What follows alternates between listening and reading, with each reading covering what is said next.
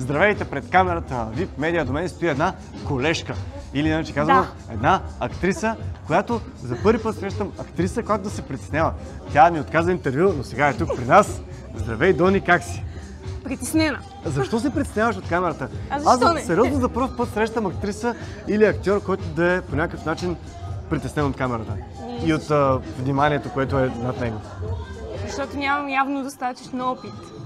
Може и така да го кажа. Съмнявам се. Гледаш като човек, който има много опит, между другото беше много прекрасно облечена, наистина.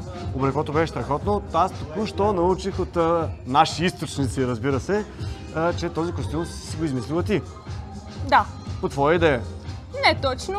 Подражавам на една актриса, която много харесвам, но може да се каже, че импровизирах малко. Добре, ти как реши да занимаваш с актьорско майсторство? Интересен въпрос. Като цяло това ми е мечта от малка. Мога да кажа, че още от 10 годишни искам да се занимавам с актьорско. Дори имам една написана книга. Реално, да, мечтата ми беше да издам тази книга, след това да снимам сериал или филм по нея. Как върви тази мечта? Ами стигна до там, че другия месец ще се снима. Сериозно? Да, напълно. Снимаш? Да, съвсем сама. Ето това е много яко. Това искам да се обърна към хората, които ни гледат. Преследвайте мечтите си, защото ако наистина искате едно нещо, то ще се случи рано или късно. Точно така. Между другото, търся спонсори, търся актьори, търся всичко. Давай за спонсори. Сега е момента да кажеш защо хората трябва да спонсорират теб и твоя сериал. Сега е момента, наистина давай го, хората ще го видят. Защото аз се чувствам все още млада и неопитна актриса, но има много хора като мен, които имат страшно много и смели мечти и просто трябва да има кой да им помогне, за да върват напред и да ги сбъдват. Ето за това. Ако искате да помогнете, може да свържете с нея. Имаш ли социални мрежи? Да. Може да свържете с нея на тези социални мрежи тук. Тя сега ще ни ги прати, а ние ще ги изпишем на тези екрани. Така че ако вие сте бизнес, който по някакъв начин иска да помогне тя да реализира мечтата си, която има от малка и извървява целият път да стигне до тук, да започне да я реализира, може да й пишете, да свържете с нея и да й помогнете тя да реализира това, което прави. Да. Добре, а актьори трябват ли ти? Мъже? Примерно високи, мъже, красиви, жени. с очила, Да. така с костюм, Да, с костюм. Талантливи. Разбира се. Имаш ли нужда от такива хора в твоя екип? Имам нужда.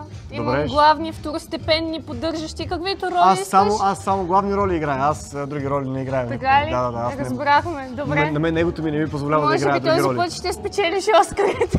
Надявам се, дай Боже, най-накрая да спечеля Оскар. Между другото, наистина. Трябват ми. Окей, ще се разберем. Разбира се, може да гледате сериала, който ще излезе в някакъв момент. Някога, но ще излезе. Важното е, че започва да снима. Благодаря ти много, че беше при нас. Кажи ми само какво значи тази награда за теб. Какво е да си лице за гордост? Защото всъщност това, което ти си направила, да преследваш мечтата си и да достигнеш до там, да почнеш да изпълняваш, наистина е за гордост.